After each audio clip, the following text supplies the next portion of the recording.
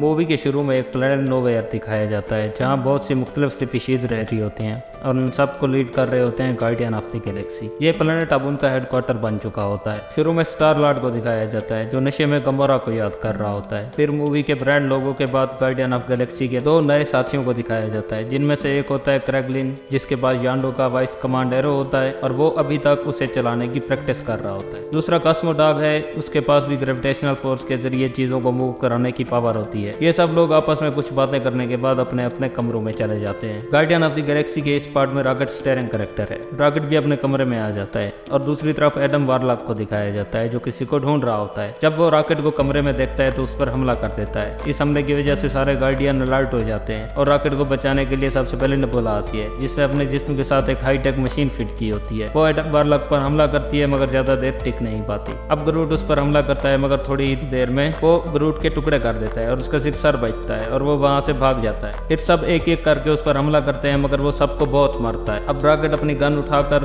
उस पर हमला करने ही वाला होता है कि एडम पहले उस पर जोरदार हमला कर देता है, जिससे रॉकेट बेहोश हो जाता है। इतने में नेबुला उठती है और अपने हाथ को तलवार बना लेती है और एडम वारलॉक के पेट में घुसा देती है, जिससे वो बहुत जख्मी हो जाता है। मगर इससे पहले कि गार्डियन उसे पकड़ते वो वहां से निकल जाता है। गार्डियन रॉकेट को बचाने के लिए उसके जख्म पर एक हीलर मशीन लगाते हैं मगर रॉकेट तड़पने लगता है। नेबुला जल्दी से मशीन बंद करवाती है और रॉकेट को अच्छी तरह स्कैन करने के बाद बताती है कि रॉकेट के जिस्म में बहुत सी मशीनें हैं, जिनमें से एक उसके दिल के बहुत पास लगी हुई है और उसको निकालने बगैर उसका इलाज मुमकिन नहीं। दूसरी तरफ बेहोश रॉकेट अपने पास को याद कर रहा होता है। उसके पास में दिखाया जाता है कि जब वो एक छोटा सा रेकॉन था तो इस मूवी के विलन हाई रेवोल्यूशनरी ने उस पर प्रोजेक्ट 89 के तहत बहुत से एक्सपेरिमेंट किए और उसका दिमाग बहुत तेज हो जाता है। फिर वो इसे दोबारा कैद कर लेता है जहाँ वो कुछ दोस्त बना लेता है। इधर नेबुला सबको बताती है कि इन मशीनों को एक और प्लेनेट आर्गोस्कोप पर बनाया गया है और वहीं से इसकी इंफॉर्मेशन मिल सकती है। स्टार लॉर्ड 2 लोगों को रॉकेट के पास छोड़ता है और बाकी लोगों के साथ आर्गोस्कोप की तरफ निकल पड़ता है। अब दिखाया जाता है कि हाई रेवोल्यूशनरी एडम की माँ से बात कर रहा होता है। एडम की माँ कहती है कि वो अभी छोटा है और इसी वजह से मिशन में फेल हो गया, मगर हाई रेवोल्यूशनरी गुस्से में एडम को बहुत मारता है और कहता है कि मुझे हर हाल में रॉकेट चाहिए, नहीं तो तुम्हारी पूरी नस्ल खत्म कर दूंगा। यहाँ पता चलता है कि हाई रेवोल्यूशनरी ने पूरा प्लेनेट आबाद किया हुआ है जिसे काउंटर अर्थ कहते हैं और वो यहाँ पर सब कुछ परफेक्ट चाहता है, इसलिए वो हर तरह के क्रिएचर पर एक्सपेरिमेंट करके उन्हें परफेक्ट बनाने की कोशिश करता है। असल में जब वो अर्थ पर पहली बार आता है तो उसे अर्थ बहुत पसंद आती है और वो फैसला करता है कि वो ऐसा ही प्लेनेट बनाएगा मगर उस प्लेनेट पर सब कुछ परफेक्ट होगा। गार्डियन आर्गोस्कोप के पास पहुंच चुके होते हैं मगर अचानक वहाँ कुछ लोग आ जाते हैं, जिनमें से एक गमोरा भी होती है। यहाँ उनकी गार्डियन के साथ डील होती है कि अगर वो उनके मिशन में मदद करें तो गार्डियन उनको 1 लाख का इनाम देंगे। अब दोबारा रॉकेट को अपने पास को याद करते हुए दिखाया जाता है, जिसमें पता चलता है कि हाई रेवोल्यूशनरी ने जितने एक्सपेरिमेंट किए उनमें से सबसे परफेक्ट रॉकेट ही होता है। वो हाई रेवोल्यूशनरी के सारे टेस्ट पास कर लेता है। वो रॉकेट को लैब में ले जाता है और उसे दिखाता है कि जब वो किसी क्रिएचर पर एक्सपेरिमेंट करता है तो वो चेंज तो हो जाता है मगर बहुत अग्रेसिव होता है, जिस पर रॉकेट बताता है कि मशीन में गड़बड़ है। उसकी गैस की वजह से उन क्रिएचर के दिमाग का केमिकल बदल जाता है, जिसकी वजह से वो अग्रेसिव हो जाते हैं। अब हाई रेवोल्यूशनरी रॉकेट के तरीके के मुताबिक एक्सपेरिमेंट करता है तो उसकी बात सच साबित होती है और हाई रेवोल्यूशनरी को मर्जी का रिजल्ट मिल जाता है। अब वो अपने साइंटिस्ट को कहता है कि मुझे इस रॉकेट का दिमाग चाहिए क्योंकि ये मेरा ही सब्जेक्ट है मगर इसका दिमाग मुझसे भी तेज है। वो गुस्से में साइंटिस्ट को कहता है कि कल इसे मारकर इसका दिमाग मुझे दे देना और मैं इस पर एक्सपेरिमेंट करूंगा जिसकी मदद से काउंटर अर्थ बनाऊंगा जिसमें सिर्फ परफेक्ट क्रिएचर ही होंगे और इसे और इसके साथियों को मार देना।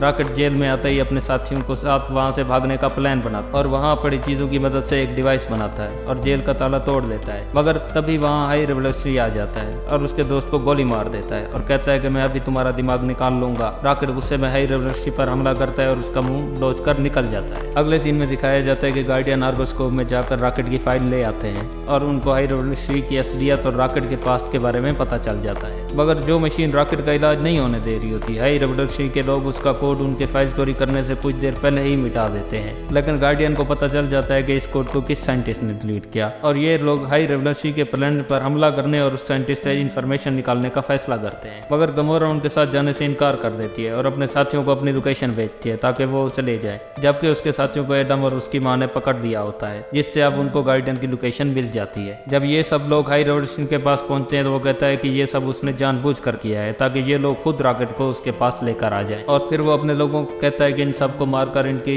स्पेसशिप से रॉकेट को ले आओ और वो अपनी स्पेसशिप में चला जाता है और कहता है कि मैं यहाँ से जाने लगा हूँ और मेरे जाने के बाद इस पूरे प्लेनेट को तबाह कर दो। उसकी स्पेसशिप जो ही उड़ने लगती है तो प्लेनेट तबाह होने लग जाता है। ये सब देखकर स्टार लॉर्ड और ग्रूट उसके लोगों पर हमला कर देते हैं और इस मजे के सीन में सबको मारकर उस साइंटिस्ट को उठा लेते हैं जिसके पास कोड होता है और उस स्पेसशिप से निकल जाते हैं। जबकि बाकी गार्डियन को लगता है कि पीटर और ग्रूट अभी भी स्पेसशिप में ही हैं, इसलिए वो हाई रेवोल्यूशन के स्पेसशिप में घुस जाते हैं। जबकि पीटर और ग्रूट उस साइंटिस्ट से कोड का पता कर लेते हैं और जल्दी से अपनी शिप में जाकर रॉकेट की उस मशीन में कोड लगाते हैं जिससे वो मशीन बंद हो जाती है और उस पर हीरल मशीन लगाते हैं जिससे रॉकेट ठीक होने लगता है। अब पीटर उन्हें बोला कर रब्ता होता है जो पीटर को बताते हैं कि वो उससे बचाने के लिए स्पेसशिप में गए हुए हैं, मगर पीटर उनको बताता है कि वो अपनी स्पेसशिप में है और उसने कोड हासिल कर लिया था। अब रॉकेट भी बिल्कुल ठीक हो गया है। ये सब खुश हो जाते हैं और सबको उस स्पेसशिप से निकालने की कोशिश करने लगते हैं, क्योंकि उस स्पेसशिप में गार्डियन के मेंबर के साथ वहाँ पर और भी छोटे छोटे क्रिएचर होते हैं जो हाई रेवोल्यूशन की कैद में होते हैं। मगर तभी वहाँ हाई रेवोल्यूशन आ जाता है और वो गार्डियन के मेंबर को भी कैद कर लेता है। अब पीटर नोवेयर में अपने बाकी साथियों से रब्ता करता है और कहता है कि सब यहाँ पर जल्दी से पहुंचे। थोड़ी ही देर में उसके बाकी साथी भी वहाँ पर पहुंच जाते हैं। वो सब मिलकर हाई रेवोल्यूशन की स्पेसशिप पर हमला कर देते हैं, जहाँ पर गार्डियन और हाई रेवोल्यूशन की क्रिएचर्स के बीच में जबरदस्त लड़ाई होती है। गार्डियन एक बेहतरीन लड़ाई के बाद उन सब क्रिएचर्स को हरा देते हैं और आखिर में उनकी हाई रेवोल्यूशन के साथ फाइट होती है और वो उससे भी जीत जाते हैं। आखिर में सब गार्डियन रॉकेट को कहते हैं कि वो हाई रेवोल्यूशन को मार डाले और अपना बदला ले ले, मगर रॉकेट उसे मारने से मना कर देता है और कहता है कि अगर मैं इसको मार डालूंगा तो मैं भी इस जैसा बन जाऊंगा, मगर मैं इस जैसा नहीं बनना चाहता और उसे ना मारने का फैसला करता है। फिर वो सब लोग उन तमाम कैदियों को वहां से आजाद कराने का फैसला करते हैं, जहाँ पर कॉस्मोडॉग अपनी पावर का इस्तेमाल करता है और स्पेसशिप को नोवेयर से जोड़ देता है और ये सब लोग एक एक करके स्पेसशिप से डायरेक्ट नोवेयर पहुंच जाते हैं और आखिर में सिर्फ पीटर बच जाता है। मगर तभी कॉस्मोडॉग जो अपनी पावर का बहुत ज्यादा इस्तेमाल कर चुका होता है कमजोर पड़ जाता है और इससे पहले कि पीटर वहां पहुंच पाता उसका कनेक्शन टूट जाता है। अब पीटर स्पेस में लटक जाता है और उसकी हालत बहुत ही ज्यादा खराब होने लगती है। वो मरने ही वाला होता है कि अचानक एडम वारलॉक वहां आ जाता है और उसको बचाकर नोवेयर ले आता है और इस तरह एडम वारलॉक पीटर की जान बचा लेता है। अब नोवेयर में तमाम गार्डियन फैसला करते हैं कि इन नए क्रिएचर्स का पूरा ख्याल रखा जाएगा और उनको वो बनने दिया जाएगा जो वो बनना चाहते होंगे।